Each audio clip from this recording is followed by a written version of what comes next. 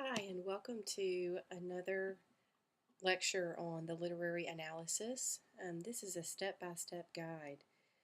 This lecture provides a bit of a visual to a handout that is also available in the module, which is called the Literary Analysis Essay.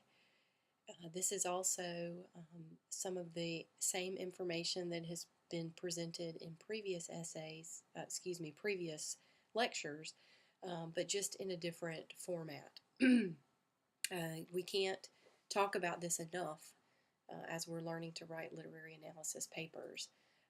Remember that the objective that you have is in writing a literary analysis essay is to convince the person reading your essay that you have supported the idea you are developing. This is why your brainstorming is so important as you come up with evidence to support your ideas. This kind of writing demands tight organization and control. Therefore, your essay must have a central idea, which is your thesis. It must have several paragraphs that grow systematically out of the central idea, and everything in it must be directly related to the central idea and must contribute to the reader's understanding of that central idea. This is not an easy type of paper to write. So, just as a review, the three principles are, number one, your essay must cover the topic you're writing about. Number two, your essay must have a central idea, which is stated in your thesis, that governs its development. And number three, your essay must be organized so that every part contributes something to the reader's understanding of the central idea. This is where your outline is really important. In other words, if you have worked really hard to develop a very tight and well-constructed outline, then when it is time for you to write, you stick to that outline, you don't deviate from it, and that means that you are sticking to your thesis and your topics at hand. We've talked a lot about the thesis statement, but it can't hurt to look at it again. The thesis statement tells your reader what to expect. It is a restricted, precisely worded, declarative sentence that states the purpose of your essay, the point you are trying to make. Without a carefully conceived thesis, an essay has no chance of success. So let's review again some sample thesis statements. Okay, here's one. Gwendolyn Brooks' 1960 poem, The Ballad of Rudolph Reed, demonstrates how the poet uses the conventional poetic form of the ballad to treat the unconventional poetic subject of racial intolerance. What is in blue is the overall central idea of the paper. What is in red is the so what. We've been talking a lot about the so what. Why does this matter? Well, in this particular thesis statement, it matters because the writer is arguing that the conventional poetic form of the ballad captures that idea of racial intolerance. Let's look at another one. The fate of the main characters in Antigone illustrates the danger of excessive pride. So what is in blue, again, is the overall guiding idea of the paper. What is in red is the so what. So every time the author comments on the fate of a particular character, he or she would also be addressing how that relates to that theme of excessive pride. The imagery in Dylan Thomas's poem Fern Hill reveals the ambiguity of humans' relationship with nature. So the overall guiding idea in the paper is imagery, and again, the so what is how it shows the ambiguity of humans' relationship with nature. So every time that author would refer to specific forms of imagery in the poem, he would also be addressing how it relates to the ambiguity. So again, a good thesis statement has to have the central idea, but it also has to have the so what. When you think about your introduction, the introduction to your literary analysis essay should try to capture your reader's interest. Obviously, that's a given. You want to bring immediate focus to your subject. You may want to use a quote, a provocative question. You could use an anecdote, a startling statement, or a combination of those. It really just depends on what's going to fit the tone of your paper. You may also want to include background information relevant to your thesis and necessary for the reader to understand the position you're taking. Please make sure that you include the title of the work and the name of the author. That's very important. Here's a sample intro. What would one expect to be the personality of a man who has his wife sent away to a convent? Or perhaps he's had her murdered because she took too much pleasure in the sunset and in a compliment paid to her by another man. It is just such a man, a Renaissance duke, who Robert Browning portrays in his poem My Last Duchess. A character analysis of the Duke reveals that through his internal dialogue, his interpretation of earlier incidents, and his actions, his traits, arrogance, jealousy, and greediness emerge. An introduction such as that is long enough to fit the type of essay that you are writing. It doesn't need to be much longer than that if you're writing these short literary analysis papers. Here's another one. The first paragraph of Alberto Alvaro Rios' short story, The Secret Lion, presents a 12-year-old boy's view of growing up. Everything changes. As the narrator informs the reader, when the magician pulls a tablecloth out from under a pile of dishes, children are amazed at the stay the same part, while adults focus only on the tablecloth itself. Adults have the benefit of experience and know the trick will work as long as the technique is correct. When people grow up, they gain this experience and knowledge but lose their innocence and sense of wonder. In other words, the price paid for growing up is a permanent sense of loss. This trade-off is central to The Secret Lion. The key symbols in the story reinforce its main theme. Change is inevitable and always accompanied by a sense of loss. Here's one more. The setting of John Updike's story, A.M.P., is crucial to the reader's understanding of Sammy's decision to quit his job. Even though Sammy knows that his quitting will make life more difficult for him, he instinctively insists upon rejecting what the A.M.P. represents in the story.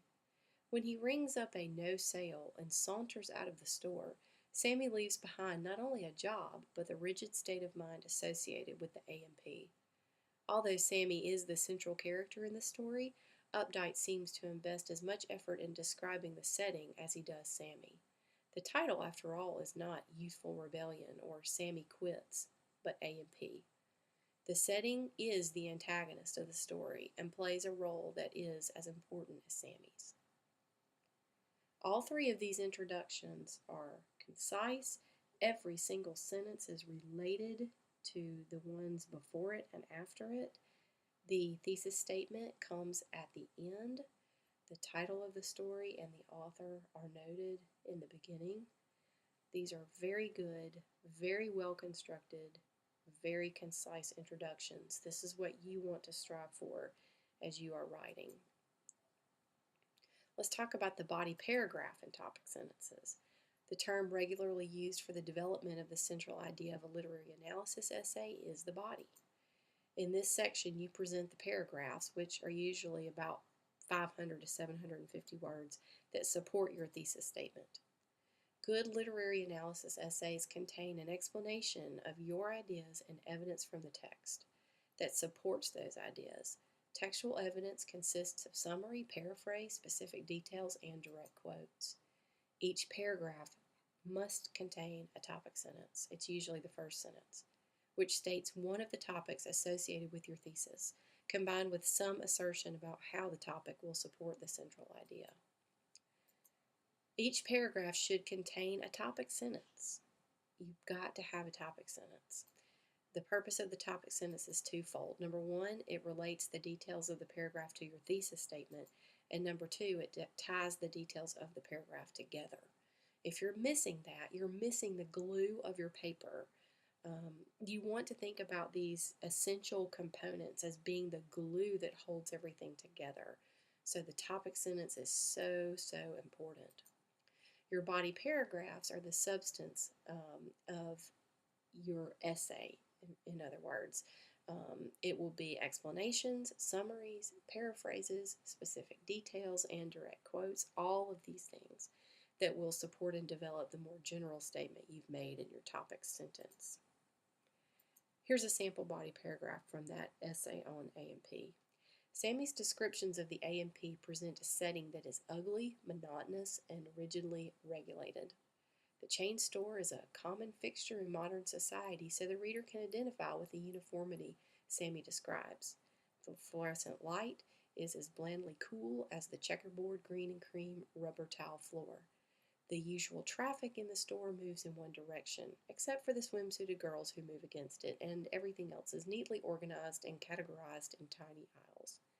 The dehumanizing routine of this environment is suggested by Sammy's offhand references to the typical shoppers as sheep, house slaves, and pigs. These regular customers seem to walk through the store in a stupor, as Sammy indicates not even dynamite could move them out of their routine.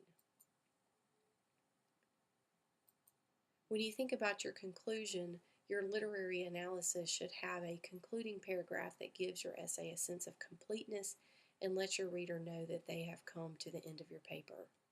Your concluding paragraph might restate the thesis in different words. You certainly don't want to say it exactly the way you did in the beginning. It might summarize your main points you've made or make a relevant comment about the literary work you are analyzing, but definitely from a different perspective. Personally, I like the third idea, that you're making a relevant comment about the literary work, because when you try to do the previous two, a lot of times you end up being very repetitive and your conclusion is not effective. Do not introduce a new topic in your conclusion. Here's a sample conclusion. If the Duke has any redeeming qualities, they fail to appear in the poem. Browning's emphasis on the Duke's traits of arrogance, jealousy, and materialism make it apparent that anyone who might have known the Duke personally would have based his opinion of him on these three personality flaws.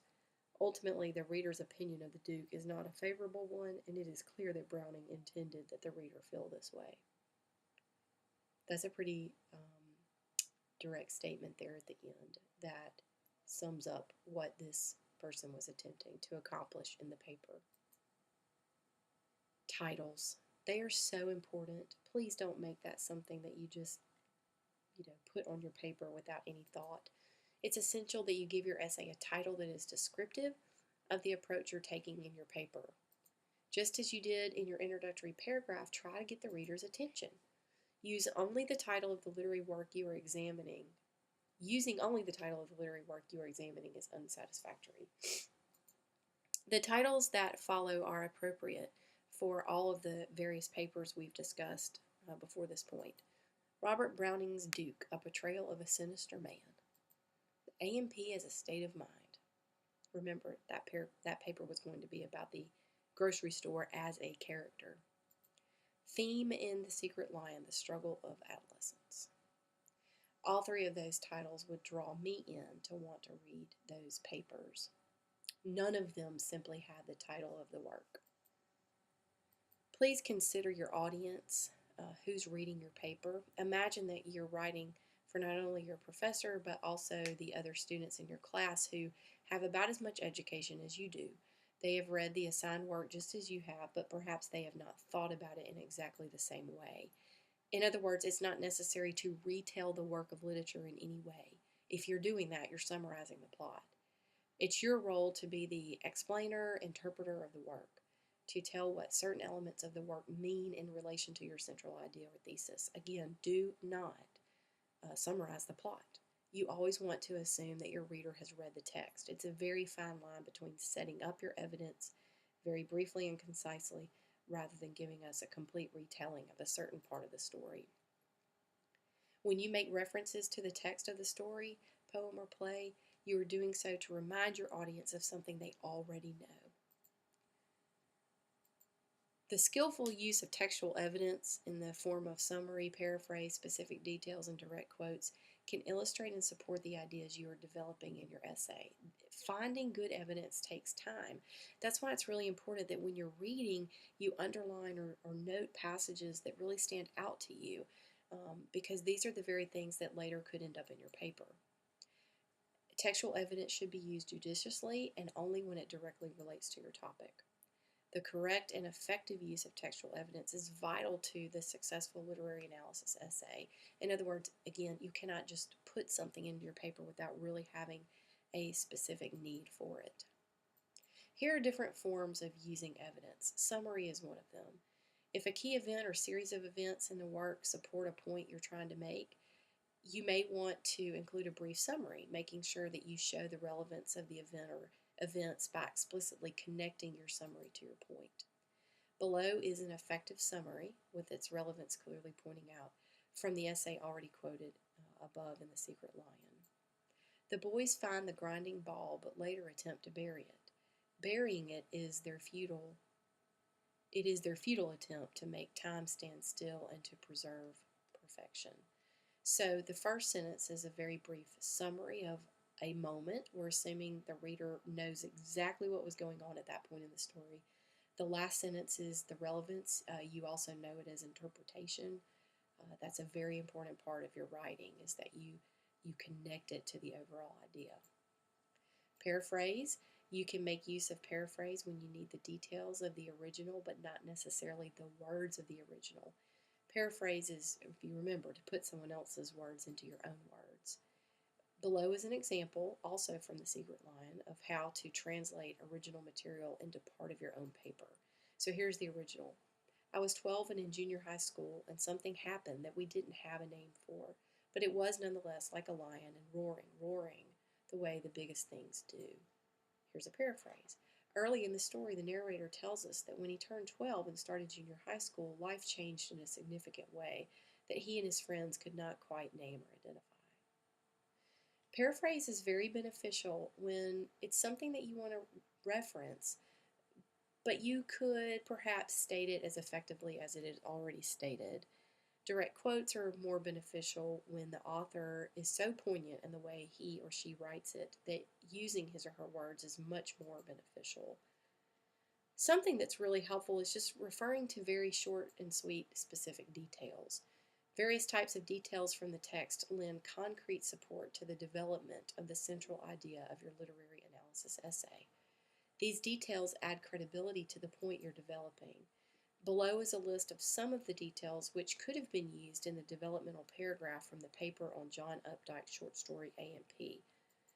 Here are just some phrases: usual traffic, fluorescent lights, checkerboard green and cream rubber tile floor, electric eye, shoppers like sheep, house slaves, and pigs neatly stacked food dynamite. If you remember that paragraph, those various details were interspersed among the author's sentences. So, it's not always necessary to have a big, long, direct quote. Sometimes the imagery alone is what you need to prove your idea. And then finally, the direct quote. Quotations can illuminate and support the ideas you're trying to develop, and a judicious use of quoted material will make your points clearer and more convincing. As with all the textual evidence you use, make sure you explain how the evidence is relevant. Again, that is the interpretation. Let the reader know why the quotes you cite are significant to your argument. So here's an example from prose. Brief quotes, 4 lines or fewer of prose and 3 lines or fewer of poetry, should be carefully introduced and integrated into the text of your paper. Put quotation marks around all briefly quoted material. Again, don't just stick it in there all by itself. It has to be connected to your ideas. Here's an example. As the manager of the A&P, Lingle is both the guardian and enforcer of policy. When he gives the girls the sad Sunday school superintendent stare, the reader becomes aware of Lingle's character as the A&P's version of a dreary bureaucrat who doesn't miss much. Make sure you give page numbers when necessary. Notice that in this example, the page numbers are in parentheses after the quotation marks, but before the period. Pay attention to the fact that there is the usage of a direct quote, but it doesn't necessarily have to be very long. In this case, the author took some phrases and words. Here's one from poetry. From the beginning, the Duke in Browning's poem gives the reader a sense of how positive he really is. That's my last Duchess on the wall, looking as if she were alive. The reader cannot help but notice how, even though the Duke is talking about her portrait, his main concern is that she belongs to him. There's that interpretation at the end. Notice that line 1 is separated from line 2 by a slash, and so if you are quoting lines from poetry, you do demonstrate that it is 2 separate lines by using that slash. Lengthy quotes should be separated from the text of your paper. That would be more than 4 lines of prose. It should be double spaced and indented 10 spaces from the left margin, with the right margin the same as the rest of your paper. More than 3 lines of poetry should be double spaced and centered on the page. Do not use quotation marks to set off these longer passages because the indentation itself indicates that the material is quoted. Here's an example. The first paragraph of The Secret Line introduces the narrator as someone who has just entered adolescence and is uncertain of what to make of it. I was 12 and in junior high school, and something happened that we didn't have a name for, but it was there nonetheless, like a lion, and roaring the way the biggest things do. Everything changed just like that, like the rug, the one that gets pulled, or better, like the tablecloth, whose magicians pulled where that stuff on the table stays the same, but the gasp from the audience makes the staying the same part not matter, like that. Make sure you give page numbers when necessary. Notice that in this example, the page numbers are in parentheses after the period of the last sentence. Now, I'm going to do something because in doing this, I have realized that I want to show you this actually, we don't need this bullet point here, but we're going to move this down. Now, technically, this bullet point right here would not be in your text, but this long passage right here, it needs to be set off by this tab, these 2 tabs, 10 spaces right here. Again, notice that here's the period and here's your citation. This is the only instance where the punctuation comes before the citation. That is, if you were doing a block quote. So I just recognized that mistake and one that you would definitely want to fix. Here's poetry, and it looks like we might have the exact same situation, so let's fix it.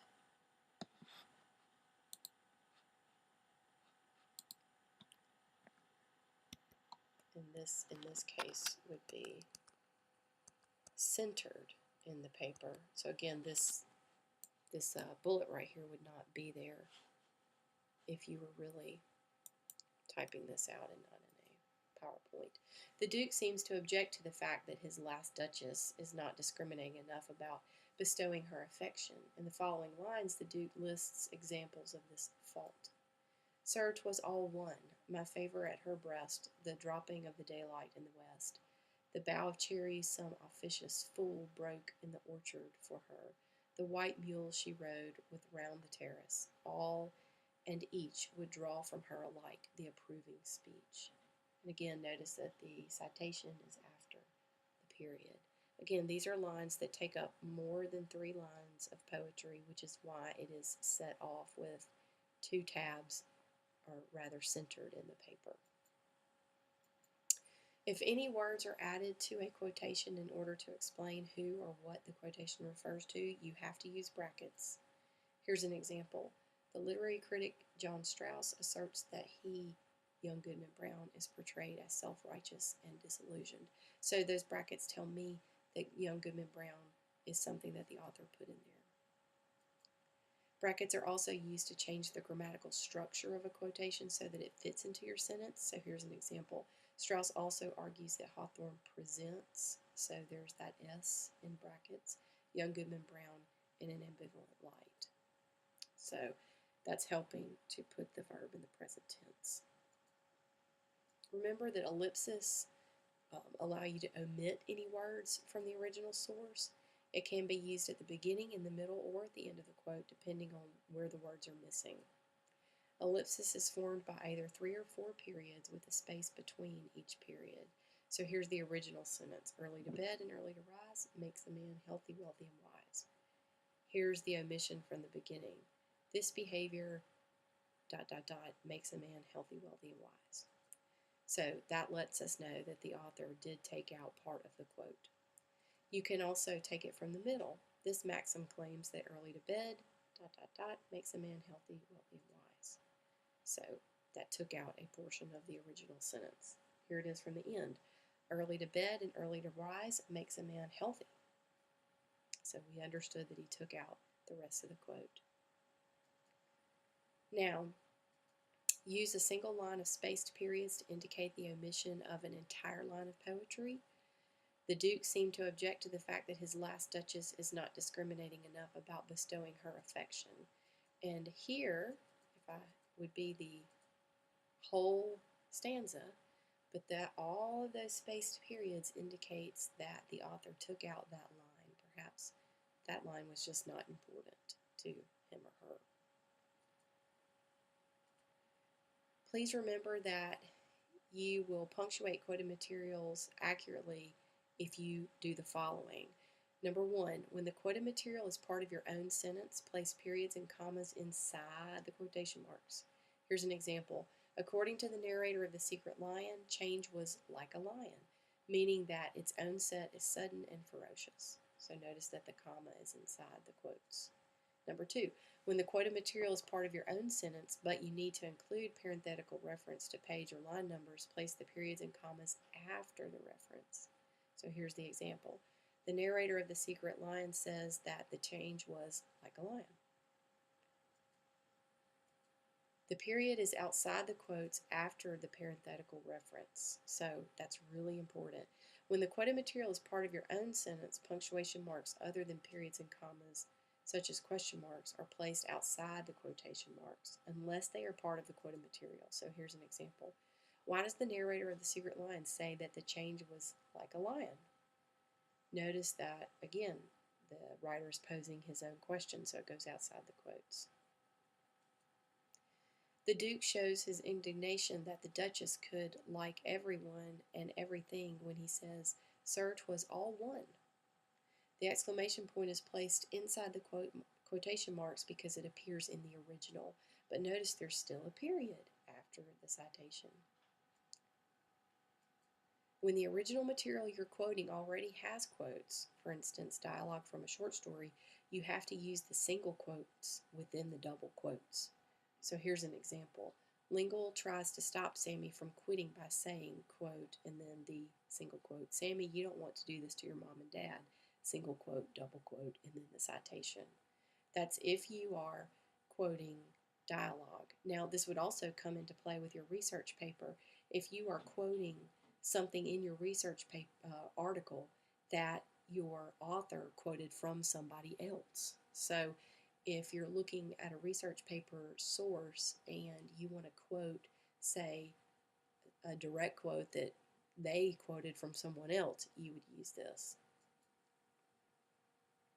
That takes us to the end of this particular lecture series on the literary analysis. I know that this was a longer lecture, but I do hope that you have found it helpful. There is a handout that you're welcome to print and look at as well.